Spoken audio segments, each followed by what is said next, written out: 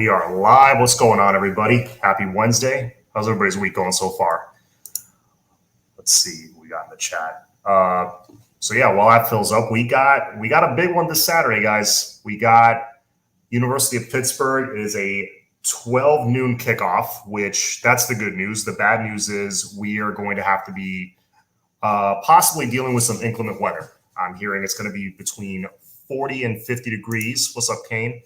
40 and 50 degrees, a little bit of rain, but the good thing is noon. Hopefully there'll be some sun, and hopefully they'll stay dry. We'll see, because it's whenever that inclement weather plays a factor, you never know what's going to happen in the game. Flo made a good point earlier this week on one of his flow motions that kind of takes our strength out of it. It's the athleticism really kind of goes out the window. Like, we have these receivers and running backs with that quick cutting ability in the open field. That kind of goes out the window, and it's not really as much of a factor in these games with a wet, slick field.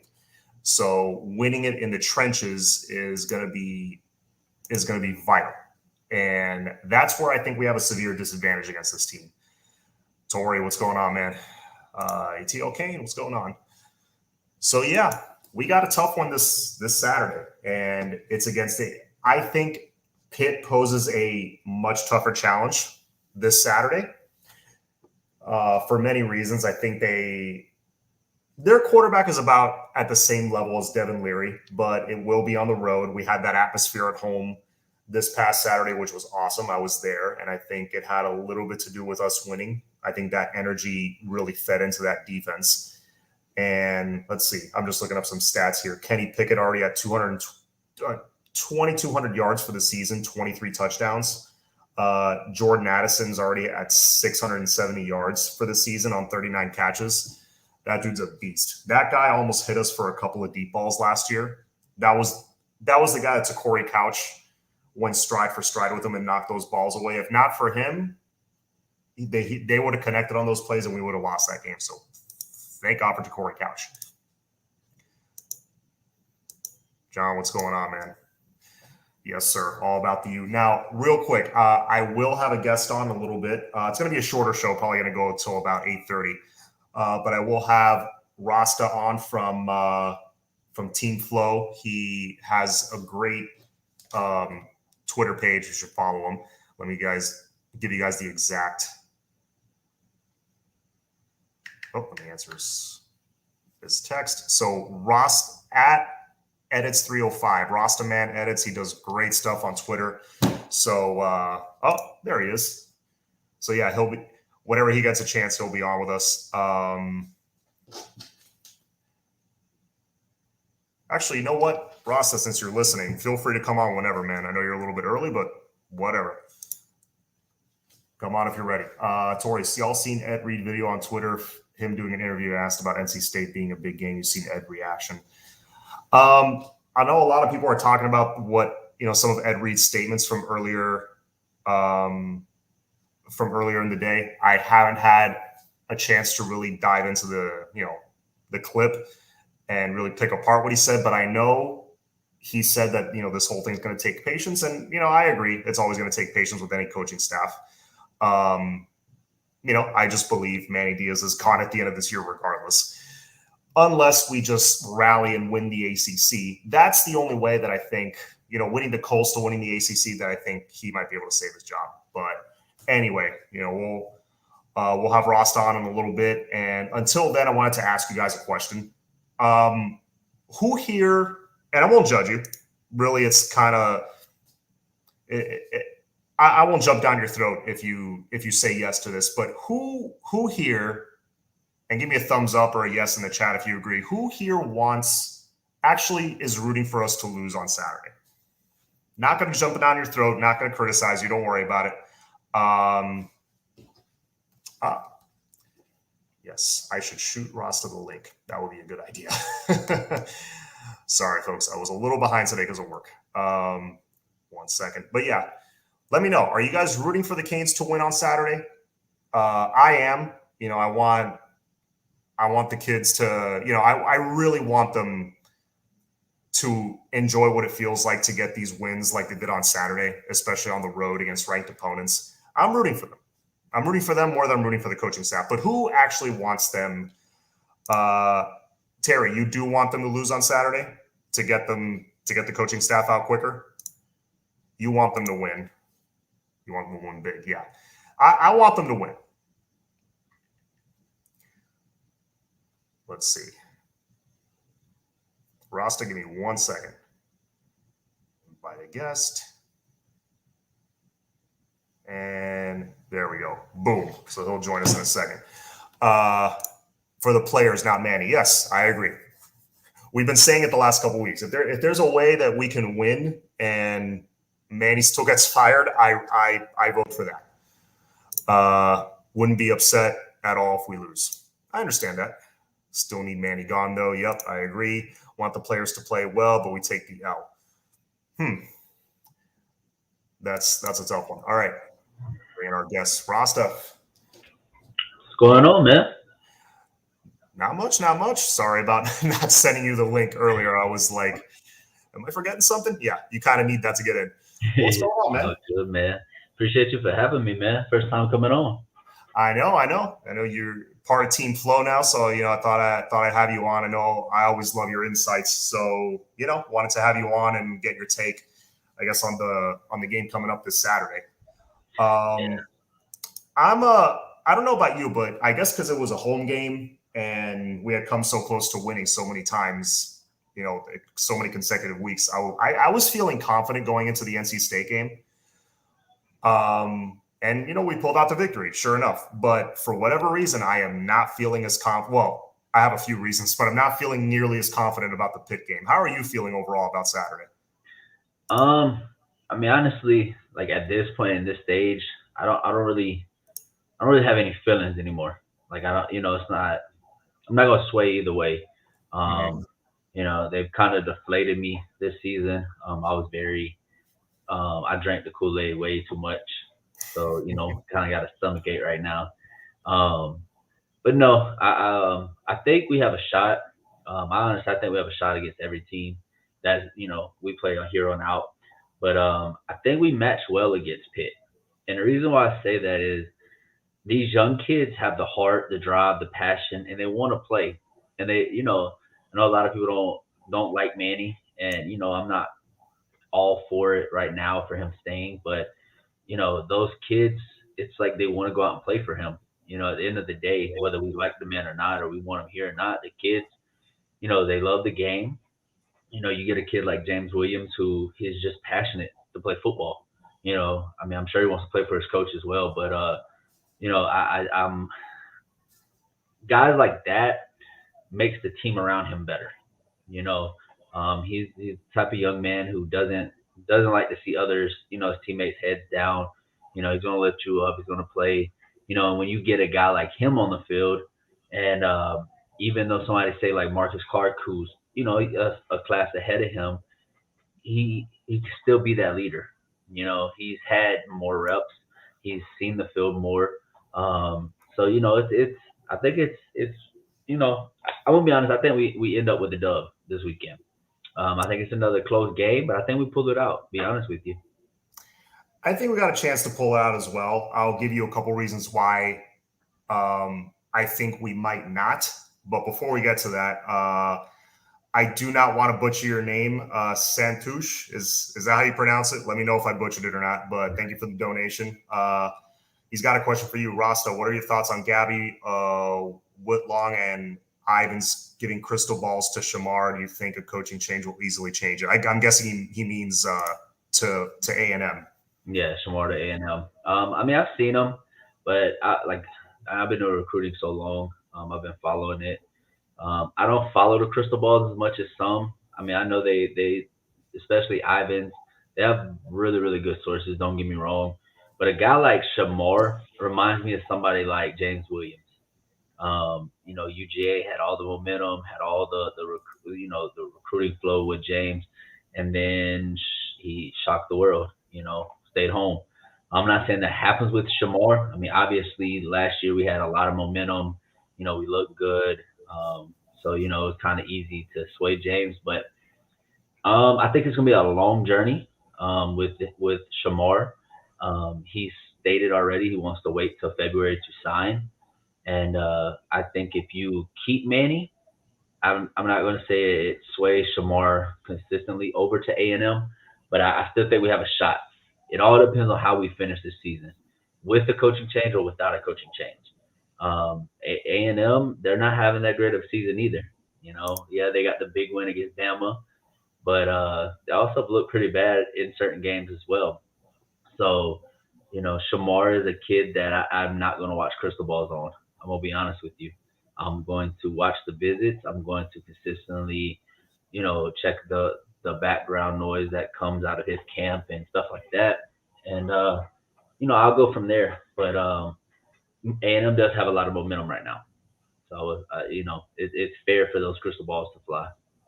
Yeah, I'm not too surprised by them either. But like you said, it's going to be it's an uphill. It was going to be an uphill battle for him from the get go.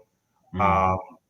Although early on in the offseason when he was visiting campus every week, I was feeling pretty confident. I'm not going to lie, but I Yeah. knew we had to. Even with that, I knew okay, that's great, but we're going to have to take care of business on the field, and we haven't so far. Yeah. To say the least. Right.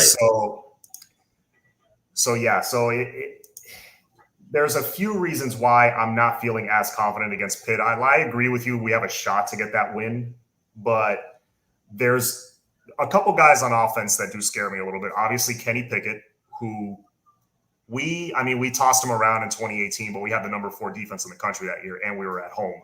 In Right. 2017, as a true freshman, he gutted out a victory against us, ruining our playoff chances. And he's starting to talk a little bit of smack, and rightfully so. He going Right. into this game, he's feeling pretty confident. Hmm. And some people are even saying, "Oh, he should be leading for Heisman votes." Even Yeah, I've heard that. yeah. What do you see in him? Like, is he for real? Is there playmakers kind of carrying him, or is he like? Should we? No, I mean he's legit. I mean 6 year senior. He's very smart. His football IQ is great. He's been in that offensive scheme for a while. I mean he's legit. He's definitely going to be somebody we need to watch and worry about. But I really feel like the only team that can beat us is us. At the end of the day, I've watched a lot of people's shows. I've seen a lot of comments on across the board. Oh, if Pitt made our NC State made a few catches, the game would have been the other way. I mean, if the refs called a few holding calls, things could have went a different way. If we didn't miss a few, reads.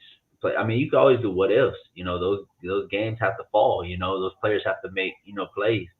The only guy that scares me on Pitt is Addison. That dude is elite. Like he's an electric player. But me personally, I would take Marcus Clark and this is your man. 1-on-1, you stop him. And that will be Marcus Clark's like fuel to the fire. Let's see how you do.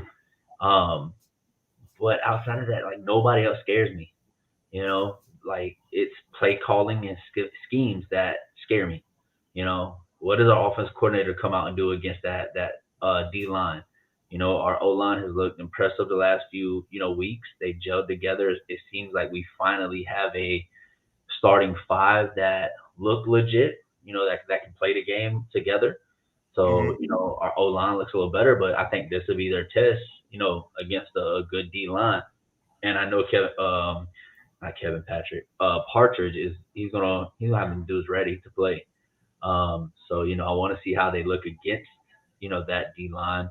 But other than that, man, that secondary don't scare me. The linebackers don't scare me. It's all gonna be on the coaching staff. Do they scheme enough to pull out a win? If we come out like that first drive we did against NC State, I think we're fine. To be honest with you, you got to push that ball deep. Take a couple shots. Stop running Rooster in the middle. Like he's a 240-pound Jerome Bettis. He's gonna no like get him out in space and let your playmakers make those plays. That's what it's gonna take, honestly, this weekend. Uh, totally agreed. And one guy on that. I mean, you mentioned Jordan Addison. That was going to be the next guy I mentioned. Yeah, dude's a freak, but we were able to kind of contain him. I think Corey Couch made a couple of plays down the field last year to prevent some big plays. So either he or Marcus Clark, you put him on that guy, I think we'll be okay. Especially if that field is going to be slick. I think the big play is going to be kind of that quick cutting ability, getting open. I think is going to be a little bit out the window. We'll see. But one guy that scares me in the trenches on the D line is Kalijah Cansey. Yeah, that dude. Yeah. He's a little bowling ball. He's like, I mean, you wouldn't think he's a future All-American D tackle. He's 6 foot 270. Right. But quick off the line, borderline unblockable if you've seen him in some games. That dude scares me a little bit.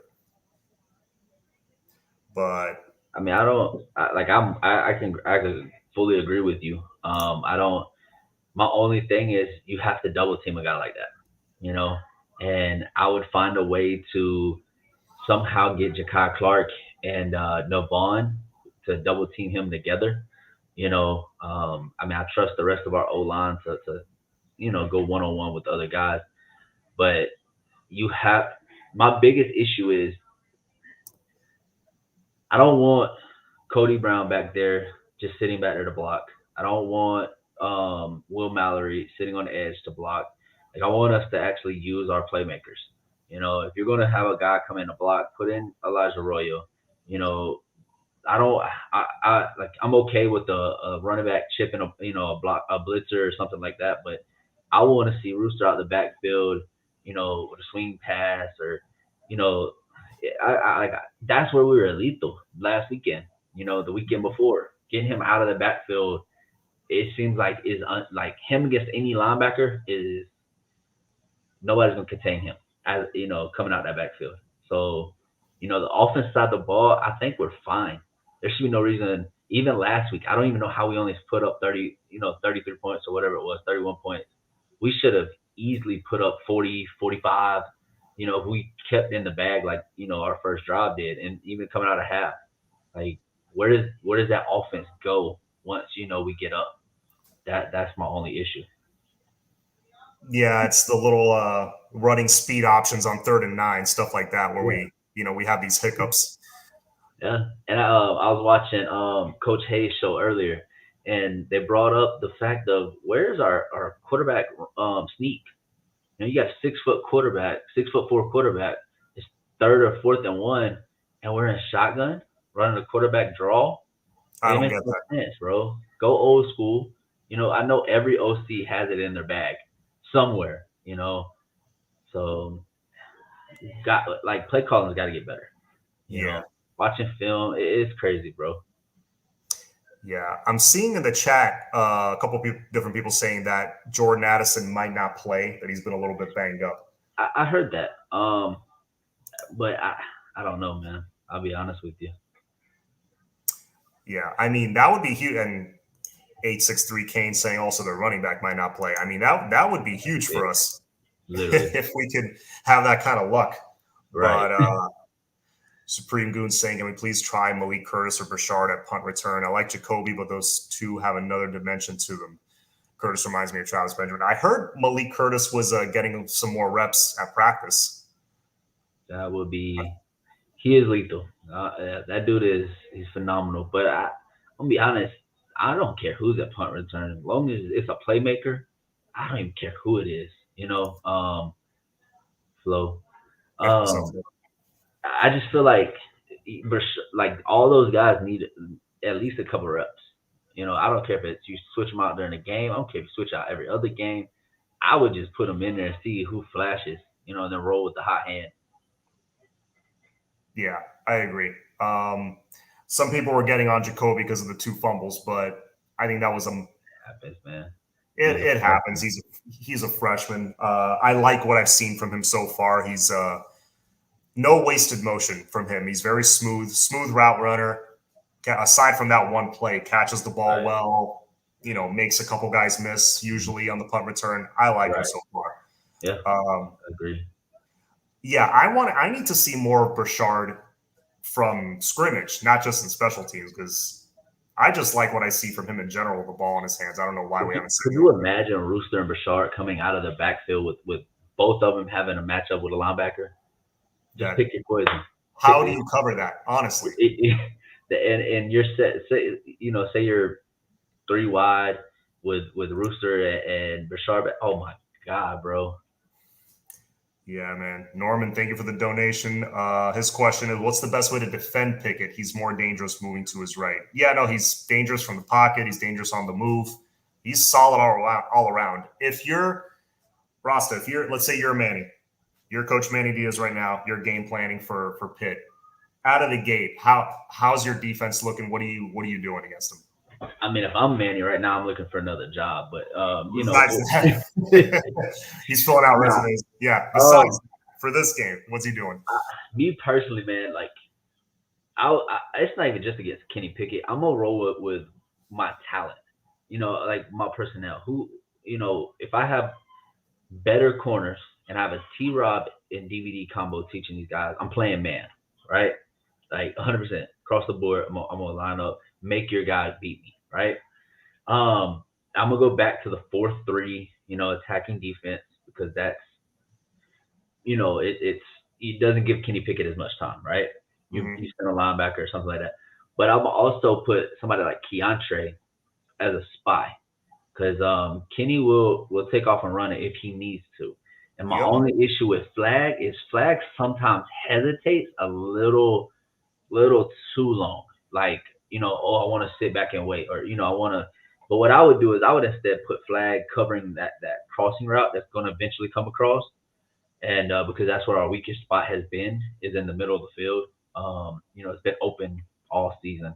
But I'm gonna make sure somebody like Keontre, who's fast enough to make up ground and take away that potential 3rd and 9 long run from Kenny Pickett, or 4th and 7, Kenny Pickett picks up a long run, because that's been our real issue. If you go back to the Virginia game, Michigan State game, is we give up that devastating drive play, where it's 3rd and long or it's 4th and long. Even look at the NC State game where they, ran the fake punt. That took the life out of like the whole stadium, and it was just like, damn. But at least, the defense still stood up. But, that's been our Achilles heel, every week. So I'm going to put man across the board. I'm going to put a spy on Kenny Pickett, and I'm going to have a linebacker, somebody like Flag, or I'd even use like Amari. Somebody you come across the middle, you're going to fear he's going to take your head off, right? And I'm going to make you play. Straight up. Let's go. That I got to go old school, man. Exactly. Yeah. Oh, some people suspect that Lashley might have gotten the headset taken away from him on a few of those plays, because the play calling was oddly good last Saturday. But yeah, hopefully Pickett's as old as Scott Patchen. I don't know if he's that old. Scott Patchen's got like a decade plus in college football. 3-2-6 and make them run the ball. That's interesting. Yeah, I like the idea of a spy, because every time Devin Leary, one of his touchdowns, that man, it looked like he was crawling in slow motion to the end zone, and he somehow made it. Like, exactly, bro. Like, what? And every time that happens, I'm like, where's the spy? Why don't we ever use one? Or do we use one, but he kind of freelances? I don't know. Right. And we're definitely like, when we go to play Florida State, we're going to need one. Like, Jordan is going to run for his life. So we need to start doing that now, and getting better at it. I don't care who you select. You can put Amari Carter, Gil Frierson.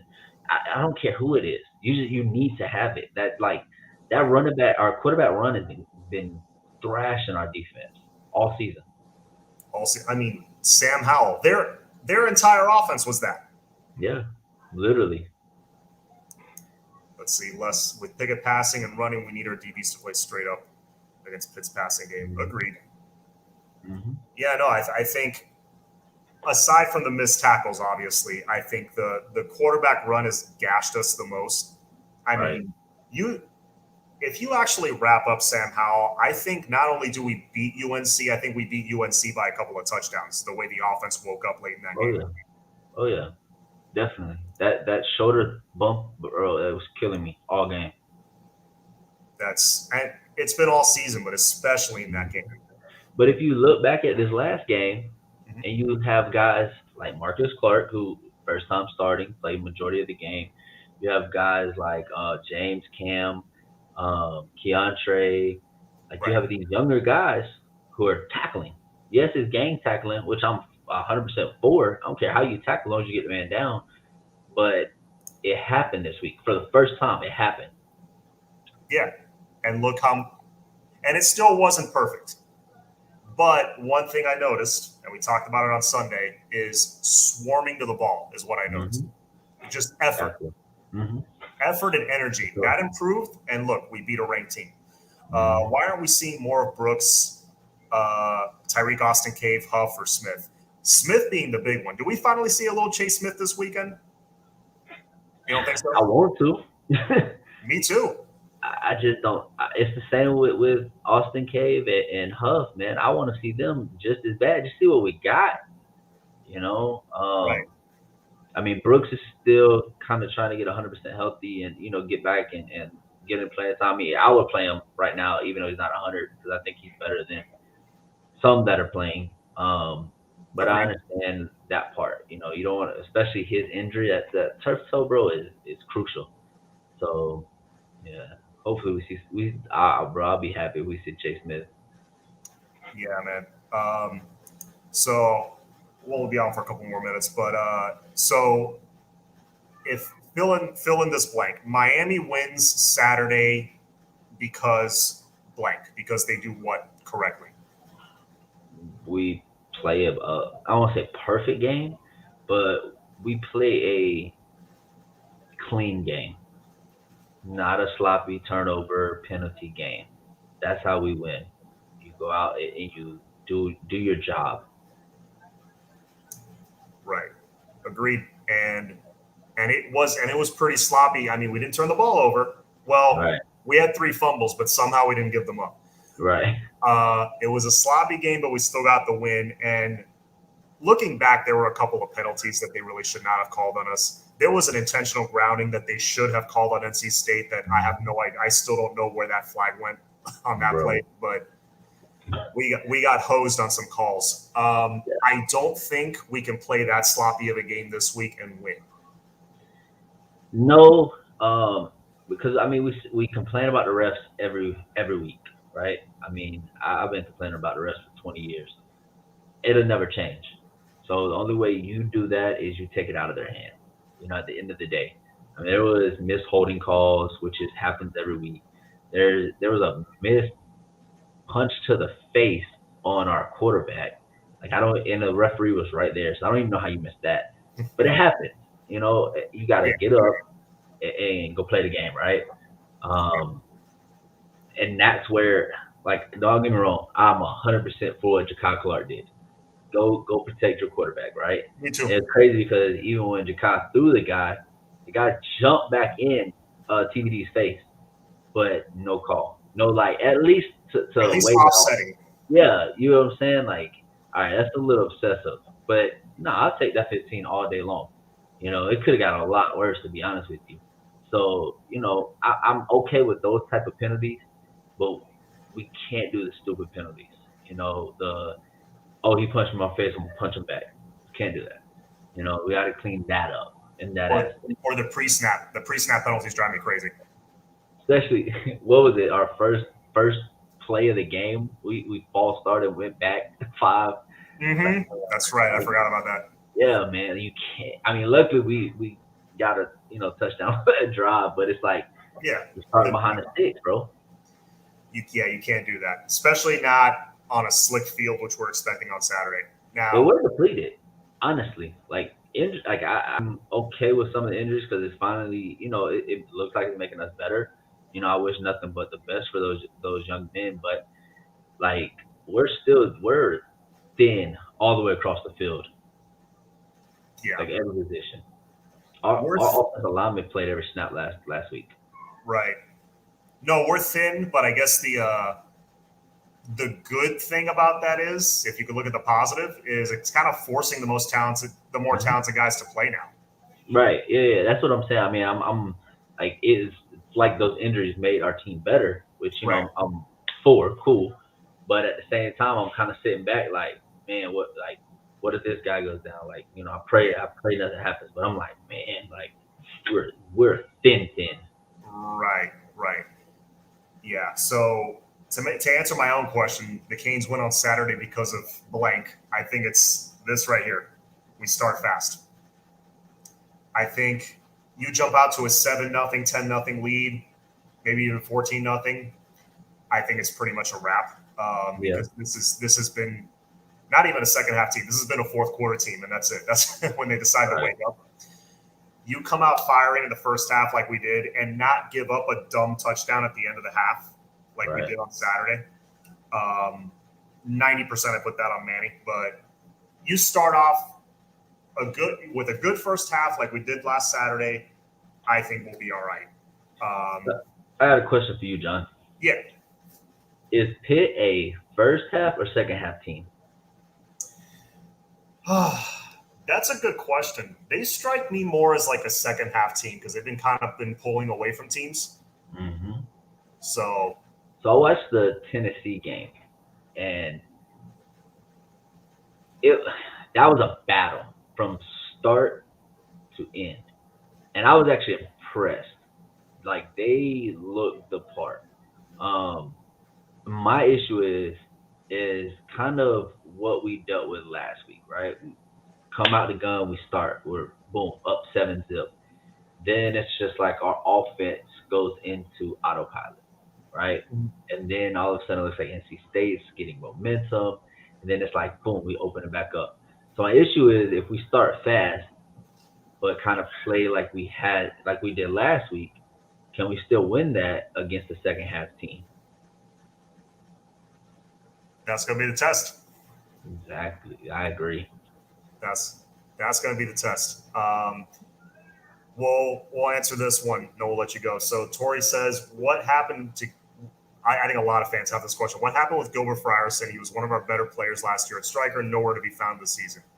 Do you know maybe what's going on there? Is there like an injury he's dealing with, like, or what, or is it just favoritism for? Because obviously Manny loves Amari Carter. Um, what's the reason? It, so I'll be honest. When I heard the announcement that Amari was coming from safety to striker, I instantly, like, I knew myself. Amari would play 95% of the season. I knew it instantly just because of who he is, and I love Amari. Like I know a lot of fans have so much against because he's targeted 18 times and etc. I love that. I'm gonna be honest with you. Like the guy goes out and does what he's supposed to do. That like it's hard to teach a kid to keep your head up. Lean in with your shoulder, turn it's hard, man. Especially when you're in the heat of the moment coming downhill. That's it is what it is. But I knew Gil would kind of go on the backside because I knew that the defense was not going. It was going back to Manny's defense. And if you look at Manny's strikers, Romeo Finley, right? Those were a more in the box guy. And that's where we all knew Amari should be. He should be a linebacker almost, like, a will linebacker. So Amari coming down, I instantly knew Manny's going to play his guy. And Mhm. Amari has been loyal. He's worked his tail off. He deserves it. I'm not going to sit here and take anything away from Amari, but I do miss seeing Gil out in coverage on a linebacker, on a slot guy, guys coming out the backfield. I do miss that because Gil is lethal in coverage. I mean, he played corner, played safety in high school. That's what he's known for. But no, there's nothing wrong. It's just the defense we're playing right now. Right, right. Well, I'm with you, man. I'd love to see more of him, and just now because of injuries, we might have to see more of him. So Hmm. we'll see what happens there. But anyway, guys, before I go, please go check out my sponsor, laspumita.com. Rasta, thank you for coming on, man. We tell people where they can find you, where they can find your work, and all that good stuff. Well, for one, appreciate you for having me come on. It's definitely an honor, man. They can find me on Twitter, edits305, on IG, same stuff. Thursday nights, 8:45, me and David Franklin. We have our show, Sebastian Lane. We actually have a good show planned this week. We have a few guests coming on that going to give a great insight of what they saw this past weekend. We try to bring a lot of recruiting news to people on our side, but we also bring in former guys as well. So if you haven't, we're on Miami Flow channel on YouTube. Check us out. If not, if you follow us on there, you can follow me on Instagram or Twitter, and we post a link out before the shows. All right, sounds good, man. One final thing, Supreme Goon says predictions for the Scorpions for the game. What's your prediction? I'm gonna go, man. I'm gonna say 38-34 Miami. All right, I'm gonna go the other way. I'm gonna go scoring 23-20 Miami. I can see that too, especially. I think the weather's gonna be a factor. Yeah, 100% agree. All right. Well, I know you're a busy man. I'll let you go, but thank you again for coming on. As always, folks, it's all about the U. Go Canes. Let's get this W on Saturday.